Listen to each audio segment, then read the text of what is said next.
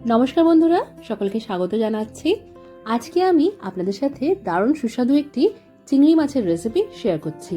হাতে কম সময় থাকলে আপনারা এই রেসিপিটা ট্রাই করতে পারেন। এই রেসিপিটা গরম ভাত দিয়ে খেতে অপূর্ব লাগে। আজকের রেসিপি ভালো লাগলে ভিডিওটাকে লাইক আর শেয়ার করতে ভুলবেন না। এই রান্নাতে মশলার যে পেস্টটা আমরা দেবো সেটা রেডি করে নেব। তার জন্য এখানে একটা মিক্সার জারের মধ্যে আমি 1 টেবিল চামচ পরিমাণে কালো আর হলুদ সর্ষে মিশিয়ে রেখেছিলাম, সেটা দিয়েছি। তার সাথে 1/2 টেবিল চামচ পরিমাণে দিয়ে দিয়েছি পোস্ত, স্বাদ মতো 2টো কাঁচা লঙ্কা আর অল্প জল দিয়ে একটা ভালো ফাইন পেস্ট আমাদের রেডি করে নিতে হবে।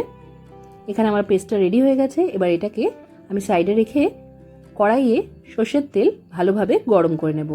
আর তার আগেই আমি চিংড়ি মাছ ভালো করে ধুয়ে পরিষ্কার করে নিয়ে প্রায় 5 মিনিটের মতো নুন হলুদ মাখিয়ে রেখেছিলাম। আজকে আমি রান্নার জন্য চিংড়ি মাছ নিয়েছি প্রায় 200 গ্রামের মতো। আর এই জন্য আমি কড়াইয়ের মধ্যে তেল প্রায় 4 টেবিল চামচের মতো দিয়েছি। তেলটা যখন ভালো করে গরম হয়ে যাবে তখন নুন হলুদ মাখানো চিংড়ি মাছগুলো দিয়ে প্রায় 2-3 মিনিটের জন্য মাঝে মাঝে নাড়াচাড়া করতে করতে চিংড়ি মাছগুলোকে ভেজে নিতে হবে। আর চিংড়ি মাছ ভাজার সময় সবসময়ই আঁচটা মাঝারি করে রাখতে হবে। আর এই ধরনের সর্ষে বাটা দিয়ে আমরা যখন মাছের ঝাল তৈরি করি তখন কিন্তু সর্ষের তেলেই রান্নাটা বেশি ভালো হয়। তাই সর্ষের তেল দিয়েই রান্নাটা করতে আমি বেশি প্রেফার করি। তো এখানে আমাদের মাছটা ভাজা হয়ে গেছে। এবার এটা আমি কড়াই থেকে তুলে নিচ্ছি। বাকি রান্নাটা কড়াইয়ে যে তেলটা আছে তার মধ্যেই হবে। এবার এই তেলের মধ্যে আমি দিয়ে দিচ্ছি পেঁয়াজ কুচি। এখানে একটা বড় সাইজের পেঁয়াজকে আমি এরকম পাতলা পাতলা সরু সরু করে কেটে নিয়েছি। পেঁয়াজটা দিয়ে আঁচটা মাঝারি রেখেই মোটামুটি 2 মিনিটের জন্য ভেজে নিতে হবে।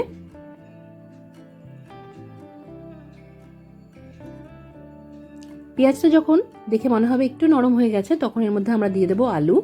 আজকে এই রান্নায় যেহেতু আমি চিংড়ি মাছটা একটু কম ব্যবহার করছি তাই আলু দিয়ে আমি তরকারির মাপটা একটু পরিমাণটা একটু বাড়াবো। তো এখানে 2টো মাঝারি সাইজের আলুকে আলু ভাজার জন্য যেরকম ঝিরিঝিরি পাতলা পাতলা করে কেটে নিই সেইভাবে কড়াইতে দিয়ে পেঁয়াজের সাথে ভালো করে মিশিয়ে নিয়ে এটা ঢাকা দিয়ে আঁচ বাড়িয়ে 3 মিনিটের জন্য ভেজে নিয়েছি। এখন এর মধ্যে আমি দিয়ে দিলাম হলুদের গুঁড়ো 1/2 চা চামচ, খুব সামান্য একটু নর্মাল লঙ্কার গুঁড়ো দিয়েছি আর কালারের জন্য একটু কাশ্মীরি লঙ্কার গুঁড়ো দিয়েছি। তার সাথে একটা বড় সাইজের টমেটোকে একটু বড় বড় টুকরো করে কেটে নিয়েছিলাম, সেটাও দিয়ে দিলাম। এবার এই সব কিছুকে খুব ভালো করে মিশিয়ে নিয়ে আরও কিছুক্ষণের জন্য আমাদের কষিয়ে নিতে হবে। 1-2 মিনিট এটাকে কষিয়ে নিয়ে এবার এর মধ্যে দিয়ে দিলাম স্বাদ মতো নুন আর দিয়ে দিয়েছি চিনি। আমি এখানে 1 চা চামচের মতো নুন দিয়েছি আর দিয়েছি 1 চা চামচ চিনি। নুন আর চিনিটাকে ভালো করে মিশিয়ে নিতে হবে। আপনারা যারা চিনিটা বাদ দিয়ে রান্নাটা করতে চান সেটা বাদ দিয়েও করতে পারেন। এবার কড়াইয়ের তলায় যাতে মশলাটা ধরে না যায় তাই অল্প একটু জল দিয়ে তারপর যে সর্ষে পোস্ত আর কাঁচা লঙ্কাটা বেটে রেখেছিলাম সেই বাটা মশলাটা দিয়ে দিলাম। মশলাটা দিয়ে আঁচটা কমিয়ে দিয়ে আরও 2 মিনিটের জন্য এটাকে কষিয়ে নিতে হবে। 2 মিনিট একটু ভালো করে কষিয়ে নেওয়ার পর এর মধ্যে আমরা গ্রেভির জন্য একটু জল দিয়ে দেবো। তো আমি যে মিক্সার জারের মধ্যে সর্ষে পোস্তটা বেটেছিলাম তার মধ্যেই ছোটো 4 কাপের 1 কাপের মতো জল দিয়ে জারটাকে ভালো করে পরিষ্কার করে সেই জলটা দিয়ে দিলাম আর তার সাথে ভেজে রাখা চিংড়ি মাছটাও দিয়ে দিলাম। এবার সব কিছুকে খুব ভালো করে মিশিয়ে নিতে হবে।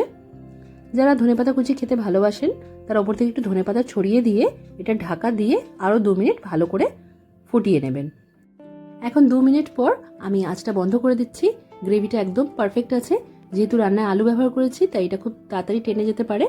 তাই এরকম গ্রেভি রেখে আঁচ বন্ধ করে দিতে হবে গরম গরম ভাতের সাথে, তারপর এটাকে সার্ভ করতে হবে। আশা করছি আজকের এই সিম্পল মাছের ঝালের রেসিপি ভালো লেগেছে। অবশ্যই করে ট্রাই করবেন, কমেন্ট করে জানাতে ভুলবেন না যে কেমন লাগলো। আজকের মতো এখানেই শেষ করলাম। সবাই খুব ভালো থাকবেন আর সবাইকে খুব ভালো রাখবেন। ধন্যবাদ।